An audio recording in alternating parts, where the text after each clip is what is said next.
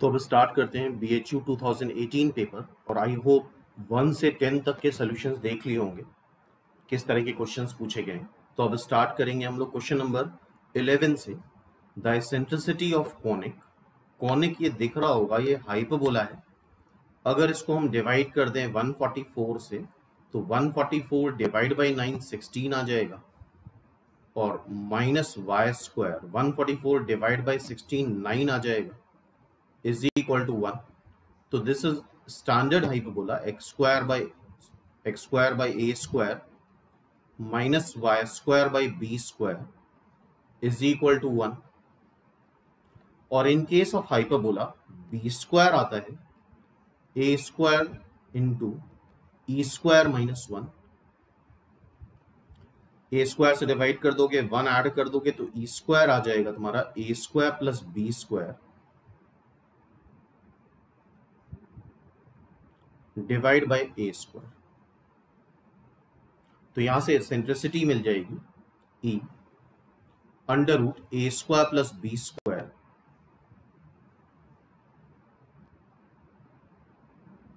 Divide by A square कितना है 16 है, बी स्क्वायर क्या है 9 है, डिवाइड बाय ए क्या आएगा यहाँ पे ए 4 आ जाएगा, ऊपर आ रहा है 25 का under root 5 by 4 is the eccentricity of hyperbola. तो सिंपल क्वेश्चन था, बिल्कुल 100% करना चाहिए इस क्वेश्चन को, इस तरह के क्वेश्चंस। नेक्स्ट देखते हैं question number 12। The probability of at least one event of A and B अगर, इस तरह के क्वेश्चंस हर साल पूछे गए हैं BHU में। प्रोबेबिलिटी ऑफ occurrence of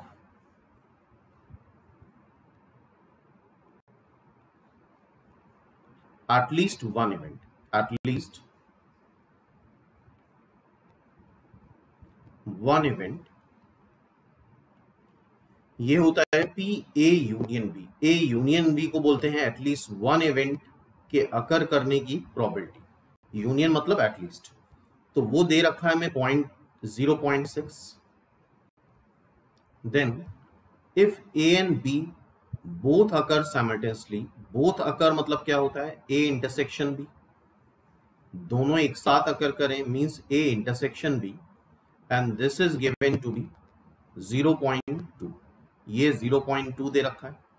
अब हमसे क्या पूछा गया है PA बार माइनस PB बार मतलब 1 माइनस PA बार मतलब क्या होगा 1 माइनस PA, PB बार मतलब क्या होगा 1 माइनस PB। और यहाँ पे एक बात बहुत इंपॉर्टेंट है, ये दो प्रोबेबिलिटीज का सम है तो इसका सम 1 से बड़ा भी आ सकता है। ये बात बहुत इंपॉर्टेंट है। कुछ लोगों का आंसर 1 से ज्यादा आता है तो टिक नहीं करके आते हैं, उनको लगता है गलत है। एक इवेंट के अकर करने की प्रोबेबिलिटी ऑब्वियसली 0 से 1 होती है, लेकिन अगर दो इवेंट्स के अकर करने की प्रोबेबिलिटीज को ऐड करेंगे तो 1 से बड़ा हो सकता है। ठीक है, तो ये पॉइंट याद रखना है। अब हमें पता है P A यूनियन B क्या होता है। According to formula of P A union B, this is PA plus PB minus PA intersection B। PA हो गया तुम्हारा, अच्छा PA प्लस PB हमें निकालना ही है। PA यूनियन B तुम्हें दे रखा है that is 0.6। PA plus PB हमें कैलकुलेट करना है। PA इंटरसेक्शन B इधर ऐड कर दें तो दैट विल बी 0.2। तो PA प्लस PB क्या आ जाएगा दैट विल बी 0.8। 0.6 एंड 0.2 0.8। तो PA plus PB is 0.8, 2 minus 0.8 that will B 1.2। तो it's answer is 1.2। A is the answer, simple. A इसका आंसर हो गया। नेक्स्ट देखते हैं। तो ये कैटेगरी हर साल BHU में पूछी जाती है, 1 से 2 क्वेश्चन एटलीस्ट इस कैटेगरी में पूछते हैं। नेक्स्ट है बाइनोमियल का question. Coefficient of x to the power 6 y cube in this expansion तो अगर बायनोमियल थ्योरम पढ़ी है तो किसी भी टर्म का कोफिशिएंट पूछा जाता है तो पहले हम TR+1 लिखते हैं। TR+1 होता है NCR, n यहाँ 9 है, फर्स्ट टर्म की power 9 minus r and second term की power r। So 9CR x to the power 9 minus r, 2 to the power r, y to the power r. So this is 9CR 2 to the power r, x to the power 9 minus r, y to the power r. ये finally TR+1 आ गया। हमें चाहिए क्या? हमें चाहिए x to the power 6 y cube का coefficient. तो इसको अगर हम 6 करेंगे तो r की वैल्यू 3 आ जाएगी और r को 3 रख दो तो this will be 2 cube 9C3 x to the power 6 y cube. यही कोफिशिएंट हमें चाहिए तो 2 क्यूब होता है 8 एंड 9C3 वी नो कि वैल्यू ऑफ NC3 आता है n(n-1) n-2 divide by 3 factorial. So 9C3 आ जाएगा 9 into 8 into 7 divide by 3 factorial. 3 factorial is 3 into 2, ये कैंसिल कर दो, ये 3 आ जाएगा, ये 4 आ जाएगा, 12 into 7 तो 8 into 12 into 7 is the coefficient. तो 8 into 12 into 7 that is 672. तो सिंपल क्वेश्चन है बायनोमियल का, ये भी 100% होने वाला क्वेश्चन है। नेक्स्ट क्वेश्चन देखते हैं।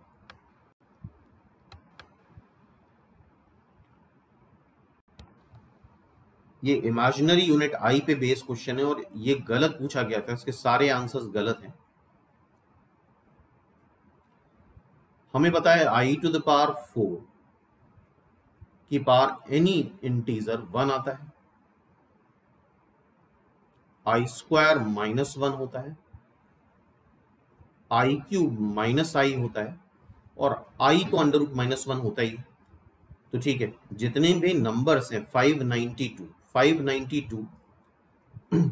इसको ब्रेक कर लेते हैं। 592 4 से डिविजिबल होगा कि नहीं, तो 592 को अगर हम 4 से डिवाइड करें तो 590 4 से डिवाइड हो जाएगा, 4 1 6 32 148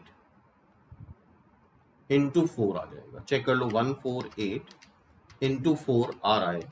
ठीक है, तो इसका मतलब 592 4 का मल्टीपल है, 592 4 का मल्टीपल है, तो इसमें कुछ चेंज करने की जरूरत नहीं है।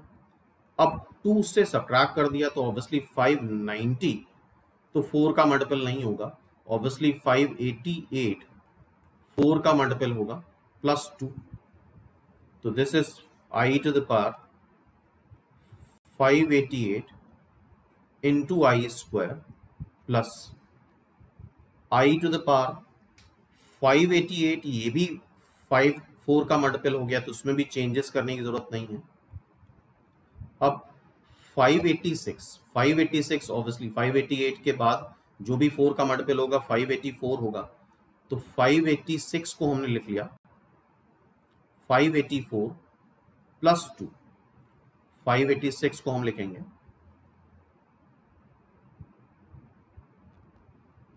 प्लस 2 मतलब i² प्लस, अब ये आ जाएगा यहां से 584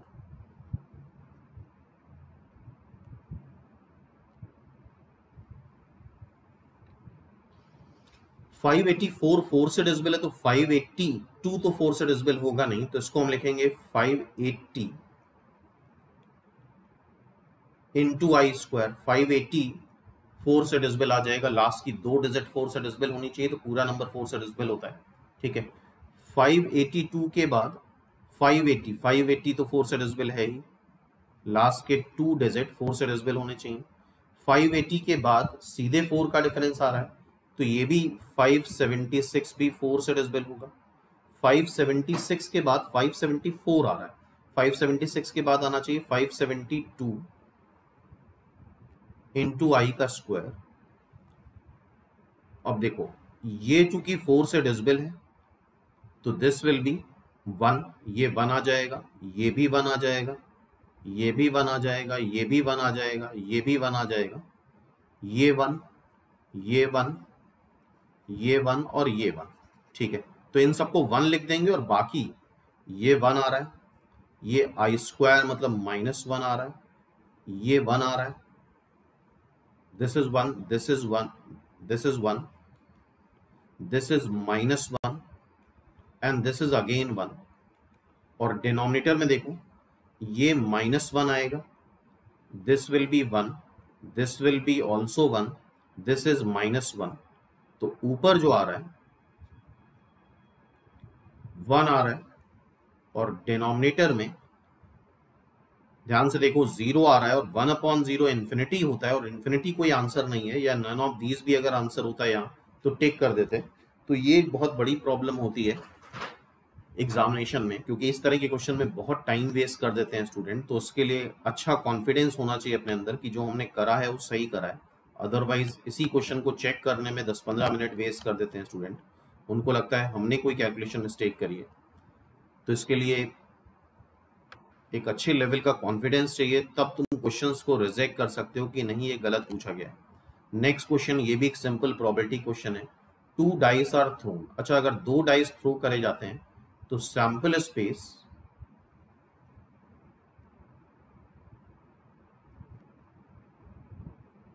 पहले डाइस में 6 चॉइस, दूसरे में 6, 6 इंटू 6 36 आता है।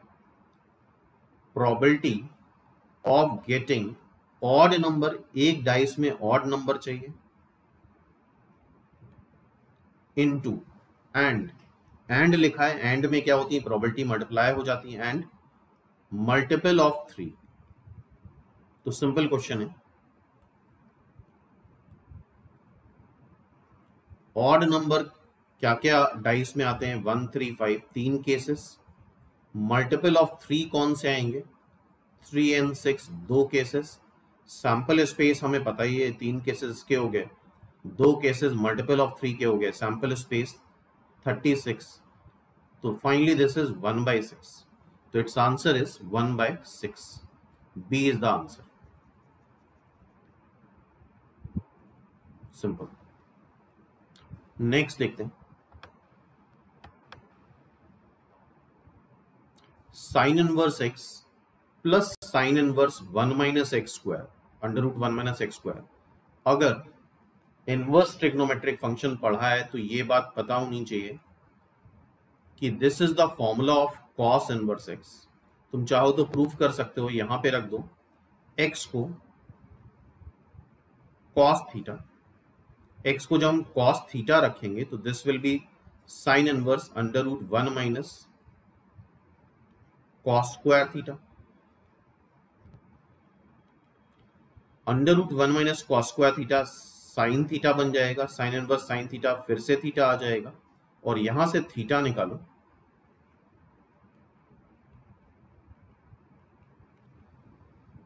तो theta will be cos inverse x। तो आगे से याद रखना साइन इनवर्स √1 - x स्क्वायर क्या आता है कॉस इनवर्स x आता है।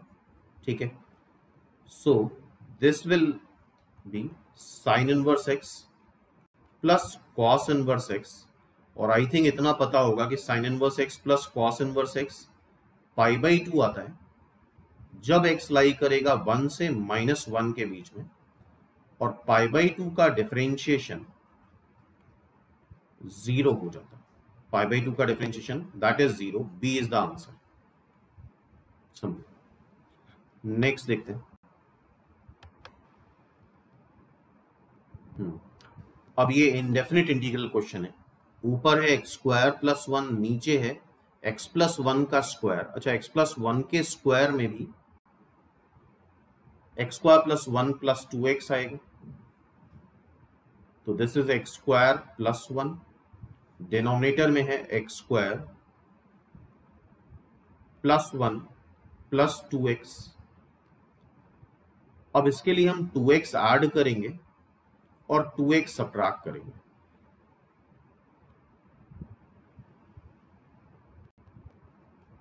सो this will become x plus 1 का whole square minus 2x upon ये x प्लस 1 का whole square.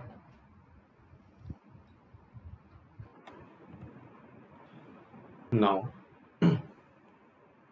This is dx। अब इंडिविजुअली इसको हम डिवाइड कर लेते हैं। इंडिविजुअली डिवाइड करेंगे तो ये बन जाएगा 1 minus 2x upon x plus 1 का होल स्क्वायर dx। ठीक है, अब 1 का इंटीग्रेशन dx आ जाएगा minus 2x upon x plus 1 का होल स्क्वायर dx। वैसे तो लीनियर अपॉन क्वाड्रेटिक है, लेकिन यहां पे आसानी सॉल्व हो जाएगा बिकॉज नीचे परफेक्ट स्क्वायर है, तो x प्लस 1 को t ले लो, hence dx will be dt, और यहां से x की वैल्यू आ जाएगी t माइनस 1। तो dx का इंटीग्रेशन x, ये 2, x की वैल्यू आ गई t minus 1 dt, and this is again t square. अब इसको इंडिविजुअली डिवाइड कर लो।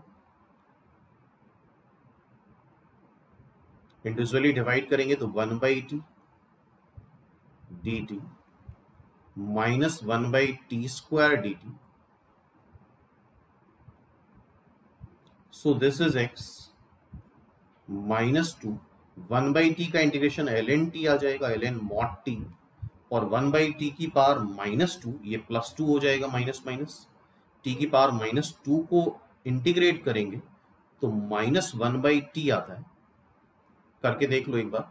और इन प्लेस ऑफ टी अब फिर से हम रख देते हैं, this is x, this is 2 ln 1 plus x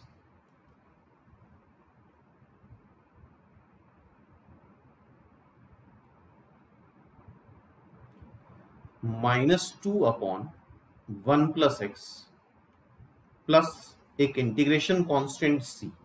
तो चेक कर लो, सिंपल सा क्वेश्चन था ये। First is the answer, A answer हो गया इसका, सिंपल। नाउ नेक्स्ट देखते हैं, नेक्स्ट क्वेश्चन, क्वेश्चन नंबर 18। ये भी गलत क्वेश्चन पूछा गया था, डेटा मिसिंग है यहाँ पे।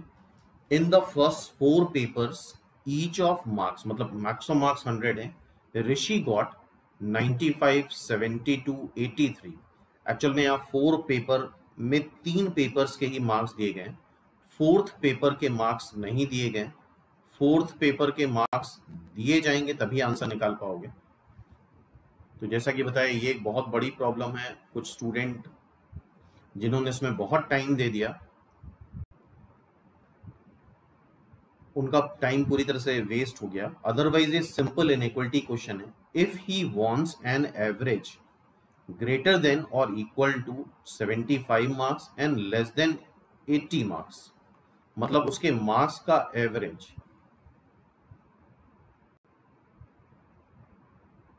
80 मार्क्स से कम हो और 75 मार्क्स से ज्यादा हो, ठीक है, then the range of marks he should score on the 5th paper. तो हम एज्यूम कर लेते हैं, let he get x marks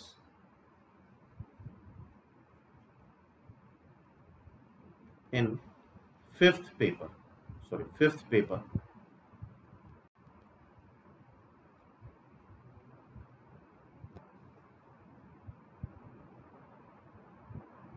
ठीक है। 4th पेपर के मार्क्स ये गिवन होना जरूरी था। हम अपनी तरफ से मान लेते हैं ये मार्क्स हैं y, ये गिवन होना चाहिए था, तभी पेपर सॉल्व हो पाएगा, क्वेश्चन सॉल्व हो पाएगा। तो एवरेज आता कैसे है, एवरेज कैसे आएगा, मार्क्स का एवरेज निकाल ले। पहले पेपर में 95 मार्क्स, दूसरे पेपर में 72 मार्क्स, तीसरे पेपर में 83 मार्क्स, चौथे पेपर का मार्क्स गिवन होना चाहिए लेकिन नहीं गिवन है, तो तरीका हम बता दे रहे हैं। लेट से वो y है और फिफ्थ पेपर में मार्क्स उसके x आ रहे हैं। कितने पेपर हो गए, 5 पेपर हो गए, तो डिवाइड बाय 5 कर देंगे, एवरेज आ जाएगा। ये एक सिंपल इनइक्वलिटी का क्वेश्चन है, एवरेज इसके बीच में लाई करना चाहिए। ठीक है, 95 प्लस 72, 95 प्लस 72 प्लस 83 कर लेते हैं, तो that is 250 plus y plus x। इसको 5 से मल्टीप्लाई कर लो, 400 आ जाएगा।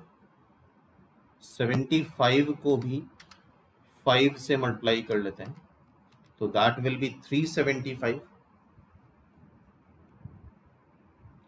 तो y प्लस x 400 से 250 सब्ट्रैक्ट करेंगे तो 150 आ जाएगा, और 375 से 250 सब्ट्रैक्ट करेंगे तो 125 आ जाएगा। अब यहाँ पे अगर y गिवन होता तो वो भी सब्ट्रैक्ट करके x की रेंज आ जाती।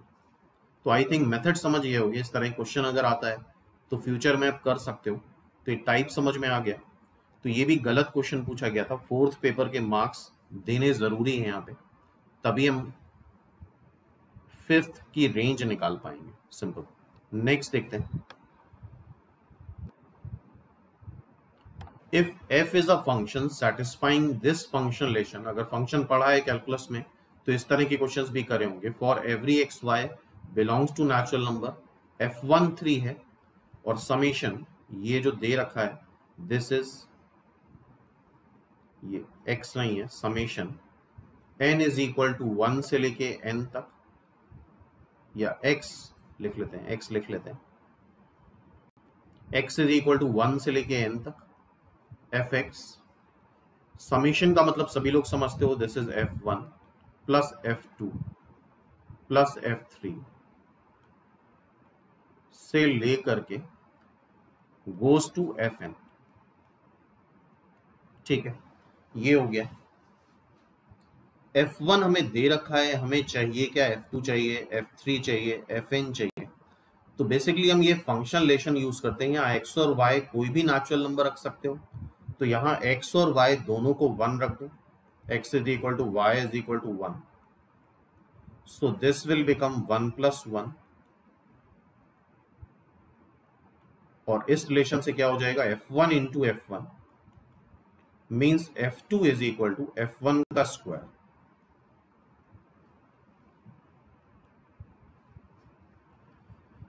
तो f1 क्या दे रखा है 3, तो f1 का स्क्वायर क्या हो जाएगा 3 का स्क्वायर, तो f2 आ गया ये हमारा।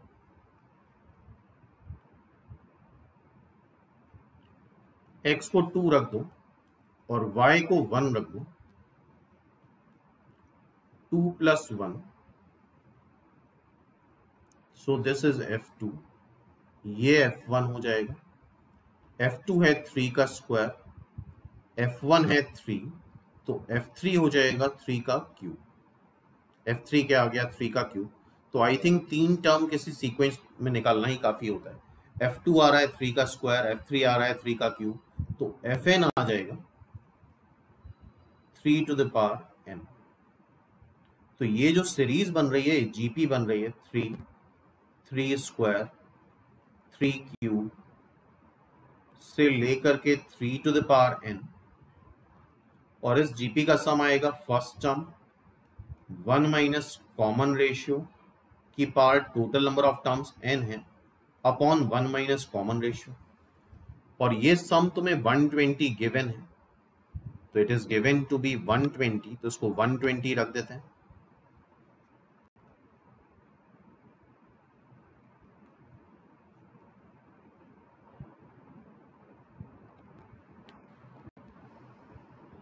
ठीक है, इसको कैंसिल कर दो,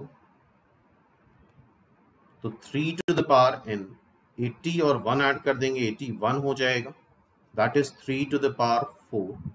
तो n की वैल्यू 4 आ रही है, simply n is equal to 4।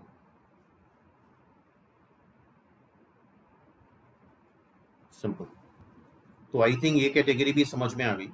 इस तरह के क्वेश्चंस वैल्यू रख करके चेक करे जाते हैं। तो n is equal to 4, B is the answer. Next देखते हैं।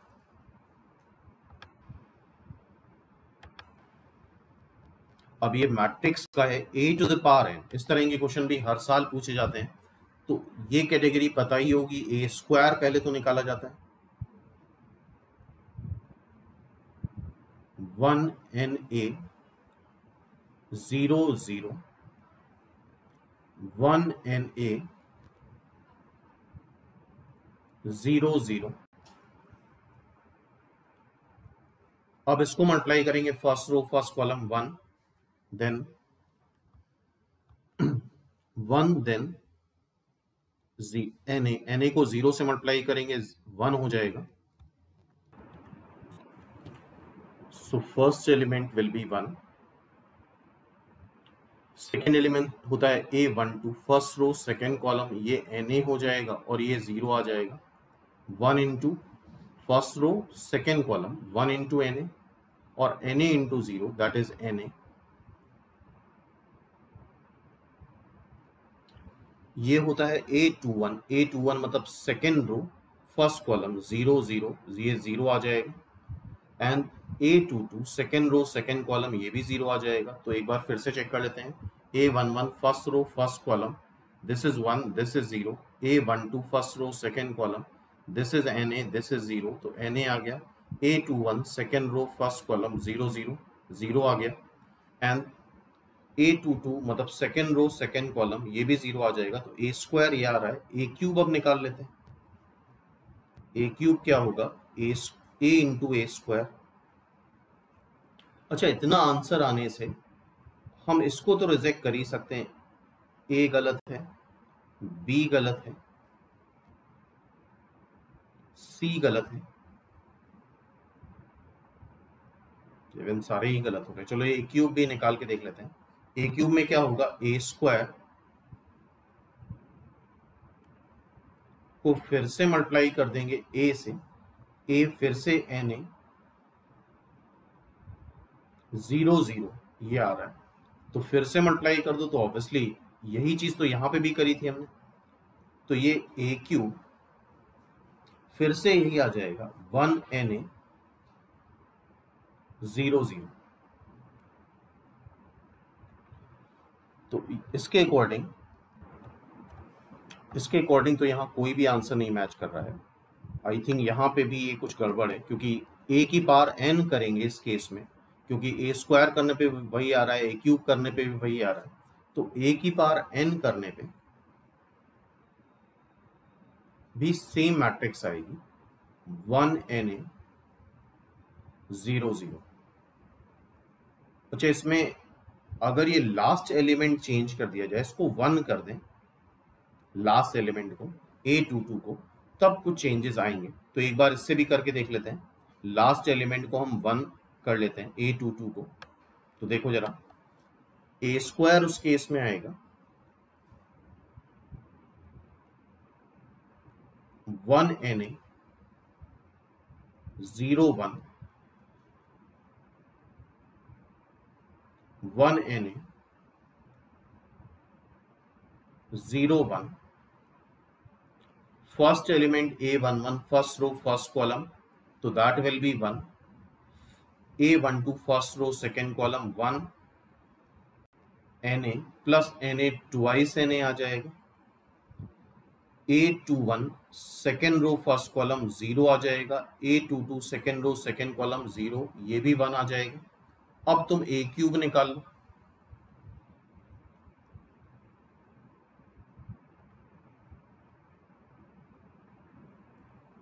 a फिर से ये लिख लिया हमने, और a स्क्वायर फिर से लिख लो, 1 2na 0 n 1। तो first element first row first column 1 आ जाएगा, second first row second column 2Na plus Na 3Na आ जाएगा, A21 0 आ जाएगा, A22 second row second column 1 आ जाएगा। तो इसका मतलब यहां से a to the power n जो आ रहा है वो आ रहा है 1। a क्यूब कर रहे हैं तो 3Na आ रहा है, a to the power n करेंगे तो n स्क्वायर a आ जाएगा। This is 0, this is 1। तो ये एलिमेंट अगर चेंज कर देते हैं, क्योंकि ये बुक का क्वेश्चन है तो हमें याद है, तो उस केस में इसका आंसर डी आ जाता है। तो आई थिंक इन 10 क्वेश्चन से कुछ सीखा होगा किस तरीके के क्वेश्चंस आते हैं, और 4 to 5 मान के चलो गलत आते हैं, इसके लिए मेंटली प्रिपेयर रहना पड़ेगा। जैसे यहाँ पे इन 10 में तो 3 क्वेश्चंस गलत हो गए, ठीक है। अब नेक्स्ट वीडियो में इसके आगे के और क्वेश्चंस देखेंगे हम लोग BHU 2018 पेपर के।